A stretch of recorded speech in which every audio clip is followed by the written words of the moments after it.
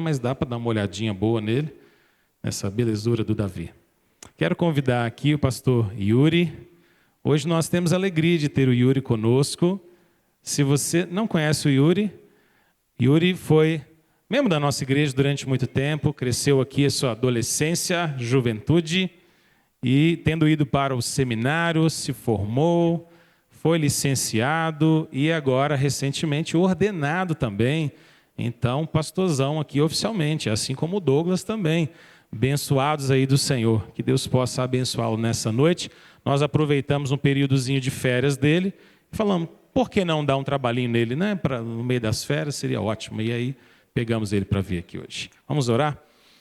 Deus bendito, nós pedimos ao Senhor que, por meio da Tua palavra, através do Teu servo, Yuri, o Senhor fale ao coração da Tua igreja nessa noite, e que nós que viemos aqui ouvir a Tua voz, possamos ouvi-la pela Tua palavra, em nome de Jesus. Amém. Amém. Boa noite, irmãos. Que a graça e a paz do Senhor esteja aí sobre a vida de cada um de vocês. Amém? Trago abraços calorosos e quentes lá de Abaeté, né? A igreja lá tem crescido, né? Esse ano a gente já começou com batismo, já teve várias coisas acontecendo, então é uma bênção, né, fazer parte dessa igreja, estando plantando a igreja lá em Abaeté. Aí eu sempre digo, né, para os irmãos aqui da igreja, que as minhas portas estão sempre abertas, tá bom? Então quem quiser ir lá fazer uma visita, só me ligar, mandar uma mensagem, marcar a data, que a gente recebe vocês lá com um cafezinho, um pão de queijo e uma lasanha também, se Deus quiser, tá bom? É isso aí, irmãos. Mas vamos às palavras de Deus, lá em Atos, capítulo 2.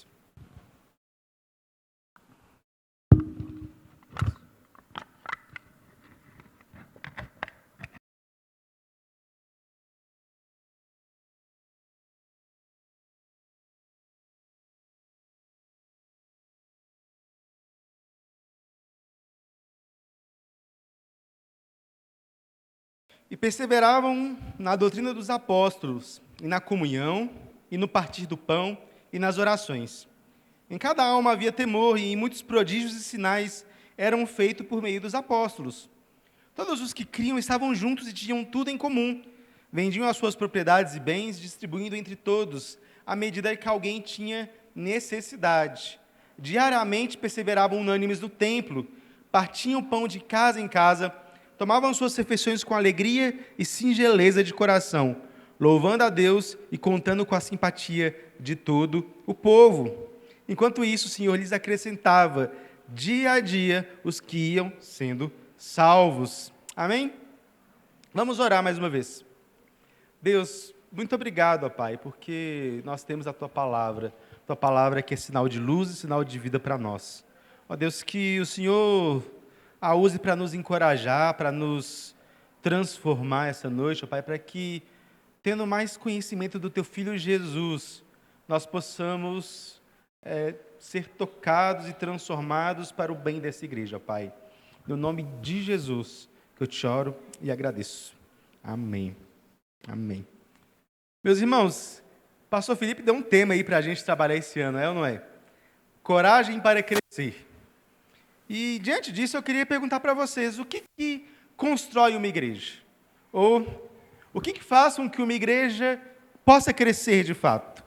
Porque se o desafio que é colocado para nós é o desafio do crescimento e de como nós podemos crescer, a gente precisa pensar como crescer de maneira saudável e pensar também, então, a partir disso, o que faz com que a igreja seja uma comunidade distinta. Porque uma comunidade ela pode ser formada a partir de muitas coisas, a partir de várias formas de ver e de pensar o mundo, a partir de vários gostos, várias preferências pessoais. Alguns exemplos interessantes. Eu estava investigando na internet, como diz o povo, e descobri no Facebook uma comunidade dedicada a air fryer, em que as pessoas são doidas por air fryer. E elas compartilham receitas e ficam falando de como é bom ter uma air fryer, e elas criam ali um senso de identidade em torno de um eletrodoméstico simples e muito útil. Outro exemplo, por exemplo, as pessoas sabem que eu gosto muito de ouvir podcasts sobre crimes reais. E existe toda uma grande comunidade na internet de pessoas que ouvem podcasts, fazem podcasts sobre isso, e que investigam crimes e que acham os culpados dos crimes pela internet. Pessoas que se juntam para fazer alguma coisa em prol daquele tema que elas gostam. Isso para não falar daquilo que a gente geralmente também pensa em primeiro lugar. Times de futebol, gosto musical, pessoas que se unem em torno do rock, pessoas que se unem em torno de filmes, de cultura pop. São várias e várias formas que as pessoas têm de formar uma comunidade. E a gente pode, pensando nisso muitas vezes, achar que a igreja também é um clube desse tipo. Aqueles são o povo que gosta de Jesus, o povo que gosta de uma música cristã, e não entende o que de fato a igreja é, porque a igreja é mais do que uma comunidade une por gosto ou preferência. A igreja é muito mais do que isso. E a gente pode, muitas vezes, cair na tentação de querer criar ou de tornar a igreja um tipo de comunidade do mesmo modo. Vocês já viram pessoas que pensam, por exemplo, eu vou querer uma igreja jovem, uma igreja geracional. E aí tudo na igreja gira em torno daquela comunidade jovem. A igreja ela tem que ter luz apagada, fumacinha e pisca-pisca, porque senão é uma igreja que não é uma igreja que vai atrair os jovens, e o que a gente quer é atrair os jovens. Porque essa lógica de pensar uma igreja a partir de gostos e de preferências faz com que o nosso crescimento seja por meio de um marketing profissional, de um marketing funcional. Então, a gente começa a querer criar e crescer a partir de estratégias de marketing, a partir de estratégias de negócios. Vou fazer uma igreja para o pessoal rico. Outro dia me perguntaram lá em Abaeté, um mendigo entrou da igreja e perguntou, essa igreja é para pobre ou para rico? Tem pessoas que acham que existe uma igreja para rico. E isso acontece porque, de fato, tem igrejas que se vendem como igrejas para ricos, que tem uma alta classe e tudo mais. A questão é que a igreja ela é muito mais do que isso. A igreja é uma comunidade que cresce por meio do poder do Espírito. É uma comunidade que cresce por meio das coisas mais essenciais. E esse texto que está aqui diante de nós é o que vai nos ensinar sobre isso. Vai nos ajudar a entender como uma igreja pode crescer, o que uma igreja precisa fazer para crescer. Não é estratégia de marketing, não é uma estratégia de negócios, não é como se a gente fosse uma empresa, mas o que nós somos é uma comunidade real, firmada no Espírito Santo. O livro de Atos narra para a gente justamente esse estabelecimento da igreja como essa comunidade graciosa que cresce a partir dos mandamentos e do mandato de Cristo. Atos está contando para a gente essa história, essa bela história da igreja no seu primórdio, da igreja do seu início. E começa justamente com o texto que o pastor Felipe leu hoje de manhã para a gente. Capítulo 8. Mas vocês receberão poder ao descer sobre vocês o Espírito Santo. E serão minhas testemunhas, tanto em Jerusalém, como na Judéia, Samaria, até os confins da terra. Há aqui um mandamento e uma promessa. Há aqui a promessa do Espírito Santo de Deus. Deus está prometendo. Ele já havia prometido que Ele enviaria um Consolador. Ele enviaria o próprio Espírito Santo. Uma parte do próprio Deus que estaria ali, capacitando o povo. Mas para quê? Para ser testemunha, para testemunhar o Evangelho, testemunhar aquilo que Cristo fez, tanto em Judéia, Samaria e até os confins da terra.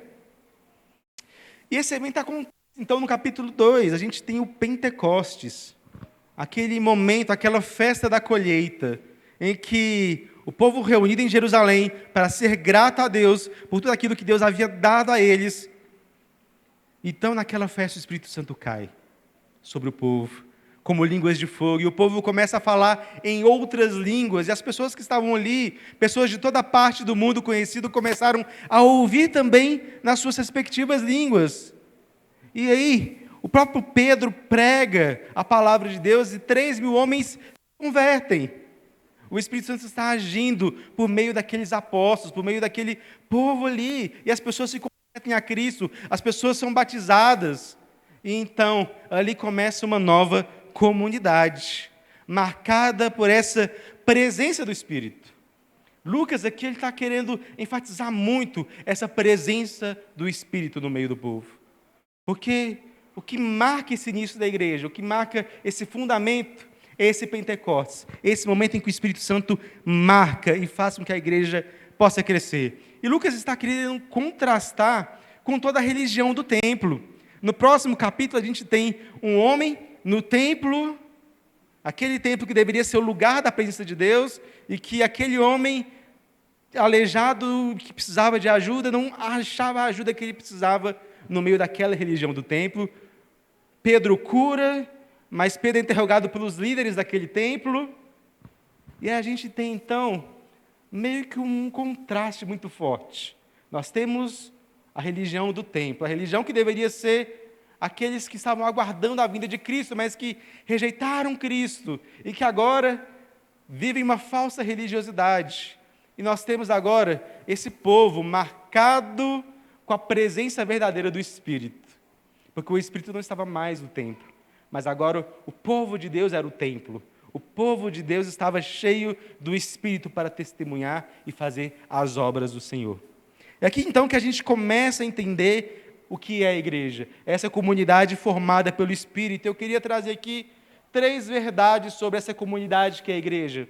3 verdades para a gente pensar e refletir nessa noite, a partir desse texto. A primeira delas é a de que a igreja é uma comunidade que persevera nos meios de graça. Persevera nos meios de graça. Percebam aqui comigo o texto. Perseveravam na doutrina dos apóstolos, na comunhão, no partir do pão e na oração. Esse povo peculiar que estava ali, marcado pelo Espírito, é um povo que se reunia em torno daquilo que era essencial no Evangelho. O texto nos diz 4 coisas. O primeiro desses elementos é a doutrina dos apóstolos, o ensino. Esse é o ensino dos apóstolos. Os apóstolos são aqueles que andaram com Jesus 3 anos, aqueles que o próprio Jesus escolheu para caminhar com ele. E esses apóstolos viveram uma relação de discipulado com Jesus. Eles aprenderam de Jesus, eles beberam da fonte que é Jesus. E agora, esses apóstolos estão convidando essa igreja a andar e caminhar com eles, nesses mesmos ensinos, nessa mesma vida, nesse mesmo discipulado com Jesus. Mas agora, por meio deles. E esses apóstolos, então, eles escreveram e deixaram registrado. Nós não temos mais os apóstolos andando com a gente hoje, mas nós temos as palavras apostólicas. Nós temos o Novo Testamento como uma palavra inerrante de Deus. E é essa palavra, então, que vai nos guiar, essa palavra que é a palavra dos próprios apóstolos, aquele que é o ensino dos apóstolos, a doutrina deles, que nos guia. Então, a igreja é uma comunidade que se reúne em torno do ensino da palavra, se reúne em torno do discipulado, de entender e de beber e de vivenciar essa vida na palavra de Deus, essa vida que é encarnada por meio de Cristo nessa Escritura. Ensinar a viver essa vida em Deus. É também na comunhão. E comunhão aqui, meus irmãos, é uma comunhão que partilha, que tem em comum algo muito precioso, que é o próprio Deus. João, na sua primeira carta, nos diz: a nossa comunhão é com o Pai e com seu Filho, Jesus Cristo. Então, a igreja é aquela que persevera na comunhão, e essa comunhão é primeiramente com Deus, é uma comunhão vertical. E a igreja é a comunidade, então, que está entrelaçada na vida do próprio Deus, que está interessada em ter comunhão e viver essa realidade divina. Mas essa realidade divina, ela se expressa também de maneira horizontal. Essa comunhão que é vertical se expressa também de maneira horizontal, de tal modo que a nossa comunhão com Deus e com seu Filho Jesus Cristo é também nossa comunhão uns com os outros. Porque a partir do momento que a gente adora e a gente tem esse Deus dentro de nós e por meio de nós a gente vive essa realidade, nós também vivemos essa realidade uns para com os outros. O terceiro ponto aqui que é colocado é no partir do pão. É nessa mesa preciosa que está aqui. Esse partir do pão não é o ponto de que eles se alimentavam juntos. Isso o texto vai dizer um pouco mais à frente. Mas o partir do pão geralmente no Novo Testamento, quase sempre é uma referência à mesa do Senhor. Ao momento em que todas as vezes que eles se reuniam, eles tomavam e bebiam do pão e do vinho, como o elemento, como esse momento em que eles participavam da presença sublime de Cristo no meio deles. Esse é um momento importante, compartilhar a presença do Senhor, compartilhar Cristo nesses elementos. É algo que nós vamos poder celebrar hoje, celebrar essa vida de Deus do meio de nós. E por fim, eles perseveravam nas orações. Eles oravam ao Senhor. A comunidade é a igreja que ora, é a comunidade que tem sede do conhecimento e da comunhão com Deus, de tal maneira que ela se expressa a Deus, ela se derrama em oração diante de Deus. A igreja é aquela que ora, meu irmão. É aquela que vive em oração, ora uns pelos outros, ora abençoando uns aos outros, ora agradecendo a Deus, ora em admiração a Deus, ora pedindo para que a comunidade se expanda. No final das contas, eles oram e adoram a Deus. Temos esses 4 elementos: a palavra de Deus, o ensino, a comunhão com Deus e com os irmãos, a ceia do Senhor, as nossas orações. E na teologia a gente tem um nome para isso. A gente tem um nome para esses conjuntos de coisas pelos quais a igreja persevera. São os meios de graça. São meios de graça. São os modos como o Senhor derrama graça ao seu povo. Ou, como eu gosto de falar, são modos como Deus vem ao nosso encontro. Onde nós encontramos Deus? Onde nós podemos ter, de fato, comunhão e relacionamento com Deus? Se não por meio da palavra, se não uns com os outros, se não no meio da ceia, se não nas nossas orações. Esse é o modo como Deus vem nos encontrar, é o modo como Deus vem agir em nós, e em favor de nós, para o nosso bem. A igreja, então, é a comunidade que se celebra, e que vive, e que existe a partir dessas coisas essenciais, desses meios de graça, porque a partir do momento que a igreja, ela quer viver uma vida com Deus, que anseia encontrar a Deus, ela persevera nessas coisas. Ela persevera nessas coisas. Então, quando nós nos reunimos no domingo, o dia do Senhor, para cultuar, nós estamos perseverando em comunhão. Quando a gente ouve a palavra, quando a gente aprende da palavra, nós perseveramos na doutrina dos apóstolos. Quando nós estamos aqui celebrando a ceia, o batismo, nós estamos celebrando o partir do pão. Quando nós oramos no culto, nós estamos celebrando e perseverando em oração. E o que acontece? Esses elementos vão transformando os nossos corações, vão transformando a nossa vida, vai transformando a nossa identidade, e a partir disso nós somos formados como povo de Deus. Sabe, meus irmãos, o culto, esse momento da ceia, o momento em que nós oramos, esse momento de comunhão uns com os outros, esse momento que está acontecendo aqui e agora, é um momento que Deus usa para transformar a nossa identidade e fazer com que nós sejamos povo. Nós sejamos povo, que nós sejamos uma família. Mas, eu gosto muito de pensar no fato de que, se vocês olharem ao redor aí, vocês vão ver diversas pessoas e vocês sabem que nós somos muito diferentes uns dos outros. Uns gostam do Galo, outros gostam do Atlético. É verdade. Né? Um gosta de rock, outro gosta de MPB, uns gostam de samba, espero que ninguém goste de funk. Né? Mas cada um tem um gosto musical, cada um tem uma preferência política, cada um vota em determinado partido, cada um vive de um modo completamente diferente. Tem gostos completamente diferentes, tem gente que gosta de assistir um tipo de filme, outros gostam de assistir outro tipo de filme. Existe uma certa diversidade boa aqui. Eu gosto de pensar que nós nunca nos conheceríamos, talvez, ou teríamos esse conhecimento profundo uns dos outros, se não fosse a igreja. Tem gente que eu aprendi a gostar aqui na igreja. Gente que, se fosse fora do meio da igreja, talvez eu nem nunca olharia na cara. Julgaria a pessoa, aquele ali, gosta daquele tipo de música, eu não vou não. Sabe? Desse tipo de vida, mas a igreja é um lugar que junta e une pessoas diferentes. Esse contexto aqui do texto de Atos 2, tinha gente de tudo que era lado. gente que falava línguas diferentes, mas aquele povo todo se juntou e formou um só povo, uma só língua. Sabe? Por quê? Porque é o poder de Deus que nos une. Não é uma comunidade formada por gostos, não é uma comunidade formada por preferências, é uma comunidade formada por Jesus Cristo. Porque Jesus Cristo é o centro. Porque quando a gente persevera nessas coisas, na palavra, na adoração, quando a gente persevera no pão, quando a gente persevera em comunhão, quando a gente persevera em oração, o que nós temos no final? Jesus. É Jesus que está vindo ao nosso encontro. É Jesus nos chamando a celebrar o discipulado com Ele, a vida diária com Ele. E isso nos faz povo. Isso nos traz identidade. Um povo que vive essa vida marcada por Jesus. Mas eu queria também trazer para vocês o fato de que a igreja é uma comunidade que vive como uma família. Essa é a segunda verdade. A igreja é a comunidade que vive como uma família, porque o texto continua. Todos os que criam estavam juntos e tinham tudo em comum. Vendiam suas propriedades e bens, distribuindo o produto entre todos, à medida que alguém tinha necessidade. Diariamente perseveravam unânimes no templo, partiam pão de casa em casa, tomavam suas refeições com alegria e singeleza de coração.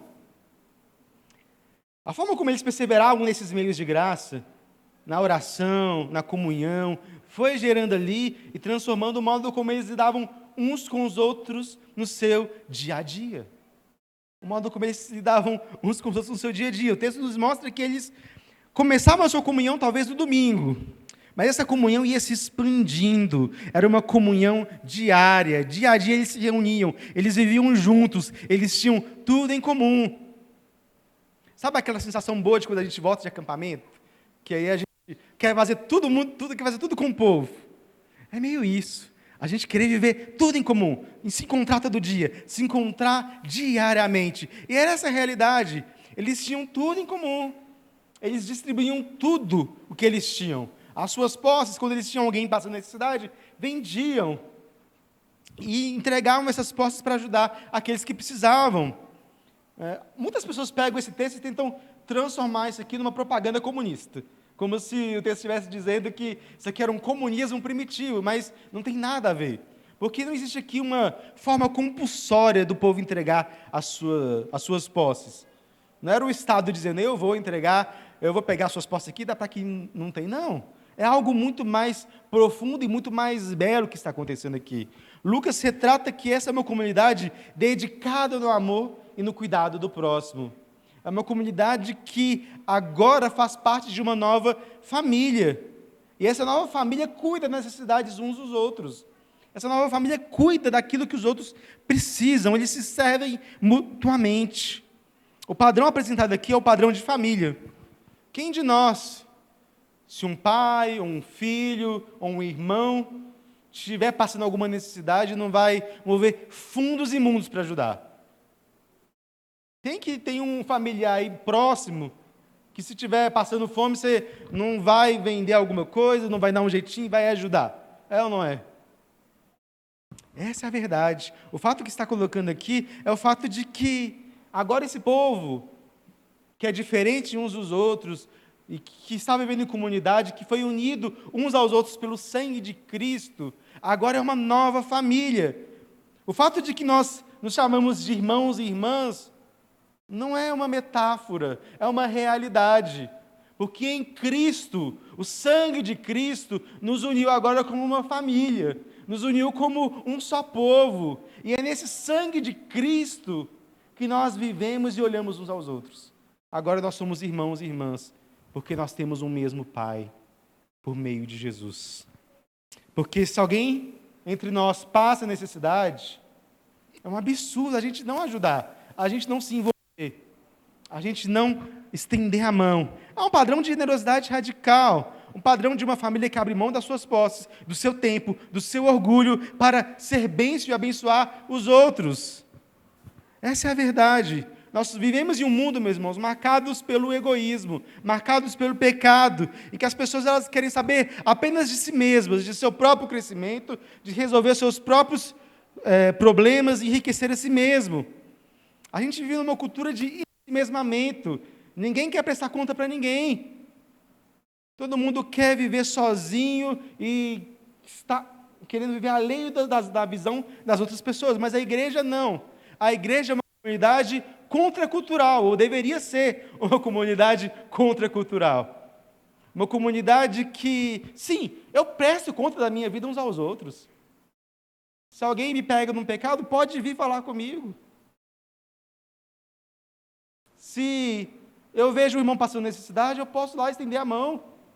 Se eu vejo alguém precisando de alguma coisa, precisando ser exortado, precisando ser encorajado, eu vou e faço. Porque é isso que a igreja é, uma família que tem a sua vida compartilhada, uma família que vive e que tem esse chamado contracultural de dizer que nós precisamos uns dos outros. Nós vivemos em comunidade, em comunhão. Nós vivemos uma vida que apoia o mundo. É isso que a igreja é chamada a ser. Uma igreja que apoia, uma igreja que une, uma igreja que é, de fato, família. E isso tem a ver com o que o próprio Jesus... Lá em Marcos, capítulo 10, ele diz: pois o Filho do Homem também não veio para ser servido, mas para servir e dar a sua vida em resgate de muitos. O que o texto está nos ensinando é isso. O fato de que Jesus, como aquele que é o rei que serve a todos, aquele rei que reina da cruz, é o rei servo, aquele rei que serve, que é manso e humilde de coração, e que dá para nós o exemplo de vida que nós queremos ter. É o caráter de Cristo sendo forjado na vida da igreja. É o caráter de Cristo sendo vivenciado na vida da igreja, que nos faz ser família, e que nos faz amar um ao outro de maneira radical. Meus irmãos, no batismo, quando nós temos aquela água sobre nós, como o Davizinho teve, nós somos formados família, nós somos formados um novo povo, e agora nossos laços de união são mais fortes do que qualquer outro laço, é mais forte do que até os nossos laços de sangue, pois aquilo que nos une é o sangue de Cristo. E essa nova família é chamada a viver em amor mútuo. No Novo Testamento a gente tem muitos mandamentos desse tipo, que termina com uns aos outros. Amai-vos uns aos outros, suportem uns aos outros, sirvam uns aos outros, ensinem uns aos outros, aconselhem uns aos outros, acolham uns aos outros, dediquem-se uns aos outros, saúdem uns aos outros e sejam hospitaleiros uns com os outros. Porque a igreja é essa comunidade de amor mútuo, de mandamentos que só são possíveis em meio de contrapartidas. Hoje eu abençoo, amanhã sou abençoado. Hoje eu amo, amanhã sou amado. Hoje eu sirvo, amanhã sou servido. E a gente vai andando nesse ritmo, nessa toada. Porque assim, a igreja se torna uma comunidade em que a nossa vida no meio desse mundo hostil se torna mais fácil e se torna um grande sinal. Nessas dificuldades, nessas lutas, a gente tem uma família, que é a igreja. Uma família que nos ama, uma família que expressa esse próprio amor de Deus por nós. James Smith tem uma frase que eu gostei muito. Ele diz que a igreja é aquela comunidade que prepara uma mesa no deserto, enquanto espera um banquete. O que é isso? Nós estamos num deserto, aquele lugar árido, cansado, e a gente está faminto. E a igreja é essa comunidade que prepara uma mesa no meio desse deserto que é o mundo, no meio dessas lutas diárias, enquanto a gente espera o dia do grande banquete. O dia em que o próprio Senhor Jesus nos chamar, e aí não haverá mais dor, não haverá mais nenhuma dificuldade. Olhe ao redor e pense, com quantos irmãos você já partilhou momentos assim? Com quantos irmãos aqui você já teve essa oportunidade de aconselhar, amar, servir, ter hospitalidade, acolher? Será que é sempre os mesmos ou será que você consegue ver isso se expandindo? Com quantos você já teve o prazer de ajudar, confessar os pecados, acolher, ser acolhido e viver essa comunhão para além do seu grupinho? Isso é importante, meus irmãos, porque muitas vezes a gente tem a tendência das panelinhas, é ou não é? A tendência de ficar só com quem a gente gosta, mas a igreja ela serve para a gente também expandindo isso, expandindo essa comunhão, essa comunicação e expandindo esse serviço. Eu falo porque já me surpreendi tanto com essa igreja de pessoas que me acolheram em momentos em que eu nem imaginava. Pessoas que eu nem imaginava chegam para mim, me acolhem e me servem e me cuidam. E aí a gente retribui o favor. Porque é isso, meus irmãos, a igreja é essa comunidade que a gente está aqui, que todo mundo aqui está debaixo do sangue de Cristo, é seu irmão, é sua irmã, e você pode e deve se aproximar, conhecer, servir, servido por ela. Eu sei que não é tão simples assim. Eu sei que a comunhão nesse mundo caído também tem lá seus pecados e suas falhas. Não é esse mar de rosas o tempo todo. Mas a gente celebra Cristo. Nós vamos pecar uns com os outros também. É o nosso não mandamento, né? Nós também vamos pecar uns para com os outros. E é nesse momento em que a gente pode, então, nos dar a mão e dizer que nós temos um sacerdote, que é Jesus Cristo, que cobriu os nossos pecados, e que nós podemos perdoar também uns aos outros, e que nós podemos recomeçar de novo nessa caminhada. Nós podemos reagrupar os nossos relacionamentos, porque mesmo no meio das nossas falhas existe graça, graça para nós. Porque nós somos família e em Cristo a gente pode sempre recomeçar. Mas tem um terceiro ponto aqui que eu queria chamar a atenção, que é o fato de que a igreja é uma comunidade que testemunha. É uma comunidade de testemunho. O texto termina dizendo, louvando a Deus e contando com a simpatia de todo o povo. Enquanto isso, o Senhor lhes acrescentava dia a dia os que iam sendo salvos. Essa vida de comunhão que começa nos meios de graça, que começa no culto, que começa no domingo, que vai se expandindo na nossa vida, ela também se abre para além dessa comunidade. Ela se abre para uma espécie de testemunho radical. Esse novo estilo de vida não termina aqui dentro, não termina nas nossas relações, mas ele se abre e continua para fora. O texto é muito claro em nos dizer que o povo contava com a simpatia do povo. A igreja contava com a simpatia do povo. O que isso quer dizer? Quer dizer que aqueles que eram não cristãos, que estavam ali vendo, observando a igreja, viam aquele modo de viver e se simpatizavam com aquilo. E eles eram cativados. Eles eram meio que chamados a participar daquela vida. É como uma forma de ver. Eles eram atraídos para essa vida de Jesus, porque Jesus ele transforma a nossa vida, ele nos coloca numa comunidade real, para que essa comunhão e cuidado possa ser expresso também na vida dos outros, na vida dos de fora. E Jesus expressa essa verdade poderosa lá em João capítulo 17. Jesus, quando estava orando por nós, quando ele estava orando pelo seu povo, ele disse, não peço somente por esses, mas também por aqueles que vieram a crer em mim. Ou seja, Jesus estava orando por nós, que viemos a crer nele, por meio da palavra que eles falarem, a fim de que todos sejam um. E como tu, ó Pai, está em mim e eu em ti, também eles estejam em nós, para que o mundo creia que tu me enviaste. O que Jesus está orando e está profetizando ao nosso respeito é o seguinte, vai ter um povo que vai vir a crer em mim, que no caso somos nós. E esse povo vai viver em comunhão, vai ser uma nova família, vai ter uma nova forma de viver. E eles vivendo essa realidade que assim como o pai é um com o filho, nós também somos uns com os outros, o mundo vai ver, e o mundo vai crer em Jesus.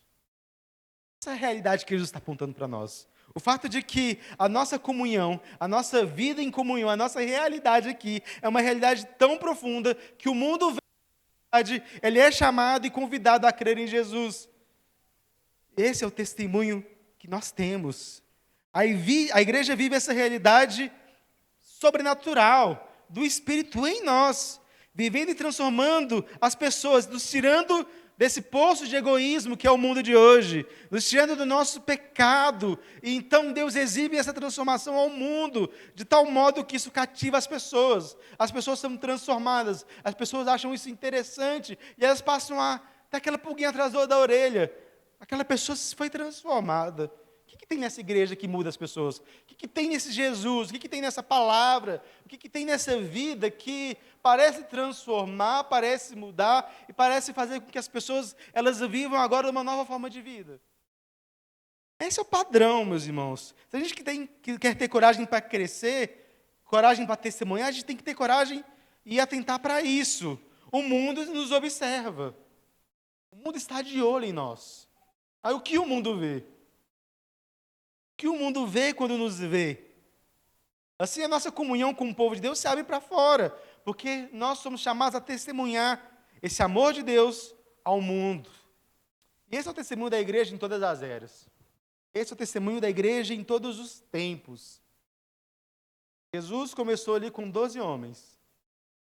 E aí foi criando povos de todas as tribos, línguas e nações. Até hoje esse evangelho está se expandindo.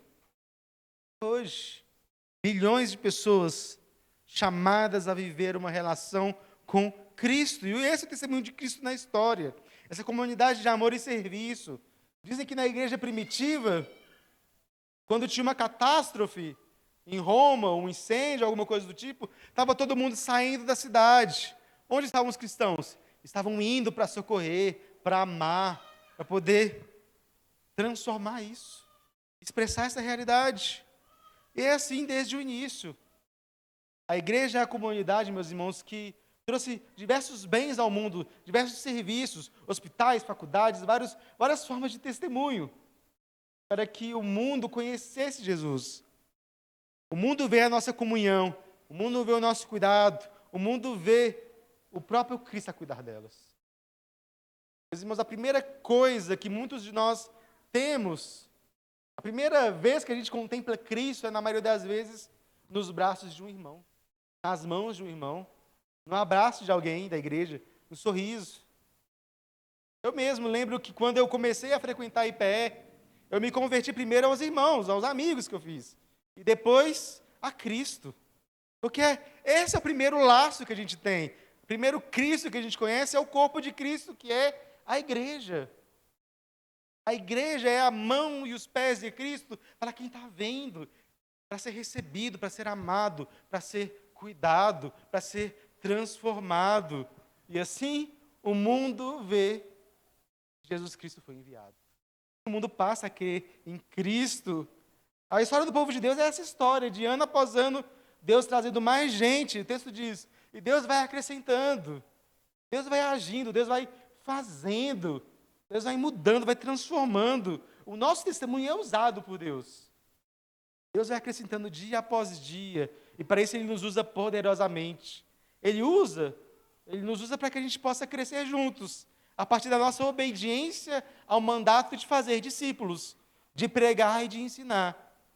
Esse é o chamado de Deus. Vá por todo mundo e pregue o Evangelho. Faça discípulos de todas as nações. Pregar, ensinar. Eu e você somos chamados a isso, a viver nesse discipulado, a viver nesse momento em que a gente traz mais pessoas, a gente convida o mundo a celebrar essa mesa do deserto com a gente. É o nosso chamado. Testemunhar, discipular, fazer com que o nome de Cristo seja conhecido do nosso agir, mas também do nosso falar, também do nosso amar. E a gente precisa se perguntar sinceramente, nós temos vivido isso? Nós temos vivido essa realidade profunda de testemunhar a Cristo de maneira verdadeira, de testemunhar a Cristo da sua plenitude? Essa é a pergunta que a gente precisa se fazer essa noite. Nós estamos vivendo isso com tudo aquilo que a gente poderia viver, com toda a intensidade que a gente poderia viver? Senão, o que nos falta? O que nos falta para a gente viver essa realidade? Me pergunto se a gente não está confortável demais dentro das panelinhas. A gente não está confortável demais com o nosso grupinho, confortável demais com os nossos amigos. É tudo tão confortável quando eu não preciso interagir com gente nova. É tudo tão confortável quando eu não preciso receber o convidado, o visitante. É tudo tão confortável quando eu não preciso disso. Talvez você tenha dificuldade de pensar a dimensão dessa tarefa. Talvez você pense assim, a gente está mandando o Pedro e a Loura lá para o Paquistão, a gente está mandando uma ofertinha para eles, está bom demais, não preciso me envolver com esse negócio de evangelizar mais, não. O Pedro e a Loura já estão fazendo isso por mim. A gente talvez perca essa dimensão, mas não. Eu também faço parte disso. Essa tarefa também é minha tarefa. Quando Jesus manda, ele não diz, vai ser minha testemunha lá no Paquistão enviando alguém. Não. Vão ser testemunha em Jerusalém, na Judéia, Samaria, até os confins da terra. Significa que a gente está mandando o Pedro e a Loura para os confins da terra, mas aqui, na nossa Jerusalém, quem é o missionário? Sou eu, é você. Não é apenas os pastores e os presbíteros, não, toda a igreja é chamada a ser testemunha de Jesus, a pregar esse evangelho. Talvez você pensa, dá trabalho demais esse negócio de discipular, de evangelizar, vai me tirar do meu conforto diário, mas é para tirar mesmo, é para a gente se envolver, é para a gente se colocar no mundo e falar, eu preciso pregar esse evangelho. Sabe, meus irmãos, é tão triste a gente pensar que aquelas pessoas que nós amamos, que nós vivemos no nosso dia a dia, estão indo para o inferno, e a gente poderia simplesmente falar de Jesus e dizer, vem para Cristo. E a gente muitas vezes não faz nada porque, vai me tirar da minha zona de conforto. Nós precisamos, de fato, sair da zona de conforto. Assim como Cristo saiu da zona de conforto dele e se encarnou, assumindo todos os riscos e a natureza humana para isso. Talvez nos falte coragem. Talvez nos falte coragem. Coragem para poder pregar. Talvez você tenha medo porque, se eu pregar o evangelho no meu trabalho, na minha escola, vão fazer chacota de mim. O povo até pode saber que eu sou crente, mas se eu agir como um crente lá e pregar o evangelho, o povo vai me julgar horrores. Deixa o povo te julgar. Deixa o povo te julgar, você não precisa de ter medo. Porque talvez pregar o evangelho te custe alguma coisa. Mas talvez a gente precise aprender a assumir o risco. Assumir o risco e dizer, sim, eu vou pregar. Porque muitas vezes os medos que a gente tem com relação a isso são superdimensionados. Porque se alguém ri da sua cara, ok, te riu, te achou um bobão, mas amanhã você está lá de boa e convivendo do mesmo jeito. Às vezes a gente superdimensiona o risco de pregar o evangelho. A vergonha. Mas sabe o que pode acontecer se você pregar? Só pode ouvir com o coração aberto. Fato passar a crer. Esse é o maior risco, é o risco bom. E às vezes a gente não dimensiona. A gente acha que os nossos temores, os nossos medos são maiores do que o benefício. Nós podemos pregar o evangelho, nós podemos testemunhar. Meus irmãos, essa é a realidade da igreja, a realidade que nós somos chamados a ser. Uma realidade que é marcada por esses meios de graça, que vive como uma família, testemunha esse evangelho, essa boa notícia de que Cristo nos convida a fazer parte disso tudo. Convida a fazer parte dessa vida em comunhão. E assim começou com essa igreja encorajada no Espírito. Assim começou com essa igreja que recebeu o Espírito Santo do alto para fazer tudo isso e começar tudo isso. O texto começa com uma palavra muito forte. Perseveravam. Perseverança. A gente precisa de perseverança. A gente precisa de perseverar nessa palavra. A gente precisa perseverar nessa mesa, no sacramento. A gente precisa perseverar na oração, na comunhão. A gente precisa perseverar nessa vida em família. Precisa perseverar no nosso testemunho radical. E a igreja é uma comunidade que é chamada a isso. Testemunhar corajosamente essa realidade. E o risco é talvez a gente pensar que a gente faz isso na nossa própria força. Talvez você não se sinta encorajado. Talvez você olhe para isso tudo e fale, mas continua difícil. Para mim, continua com medo, continua sem esperança, continua difícil a vida. E o texto nos diz, que nos lembra que sim, vai ser difícil mesmo. Porque essas coisas não vão acontecer na força do nosso braço. Essa coragem não vai vir do eu acordar, tomar um banho de água fria e dizer, hoje eu vou ser corajoso e vou pregar para multidões. Não é assim que funciona. Funciona no poder do Espírito. É o Espírito Santo que começou essa boa obra. É o Espírito Santo que vai agir por meio de você. E tudo o que você precisa fazer é se colocar à disposição. Tudo que você precisa fazer é, Senhor, eu estou com medo, mas o Senhor mandou. Eu sei que o seu Santo Espírito está comigo e eu vou lá e faço. E eu vou lá e vivo na dependência do Espírito. Eu oro e digo, Senhor, que o teu Santo Espírito me guie. E assim eu possa falar. E aí eu posso entrar no Uber e às vezes no papo lá com o motorista, prego o Evangelho. Às vezes estou almoçando com algum amigo, está lá falando das dificuldades da vida, assim, a vida é difícil mesmo, mas sabe de uma coisa? Ficou mais fácil com Jesus. E aí você começa a falar sobre a vida com Cristo. Sabe, meus irmãos, é isso, essa realidade plena, essa realidade verdadeira de testemunho, começa com coragem.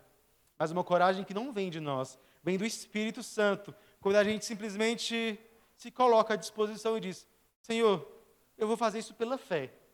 Eu talvez não me vejo com os recursos aqui na minha mão. Não me vejo com conhecimento, não me vejo com o entendimento que eu precisava ter, não me vejo com a coragem que eu precisava ter, mas em obediência eu vou lá e faço, querendo ver o Espírito Santo fazer em mim. Quando eu fui para Abaeté, o pastor Milton me disse algo que me marcou muito, o pastor acho que nem sabe disso. Ele disse, deixa Deus te usar nas suas limitações. Deixa Deus te usar nas suas limitações. Isso foi primordial nesse primeiro ano. Deus me usou nas minhas limitações. Naquilo que eu não sabia, naquilo que eu não conseguia. E ali, Deus foi me usando. Ele pode te usar também. Deixe Deus te usar nas suas limitações. Vamos orar.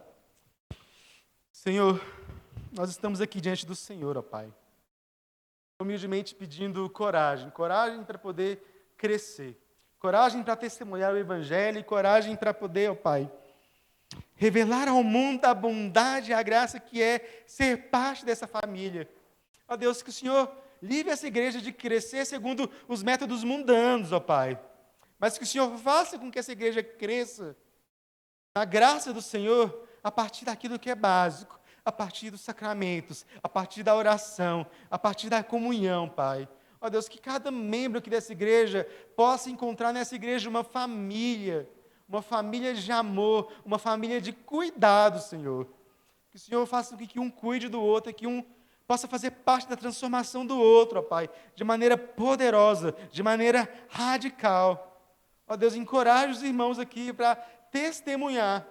Encoraje os irmãos aqui para pregar esse Evangelho, ó Pai, da graça do Senhor. A dizer ao mundo que o Senhor salva por meio do Teu Filho Jesus Cristo, ó Pai. E que essa salvação que está disponível a nós, também está disponível ao mundo.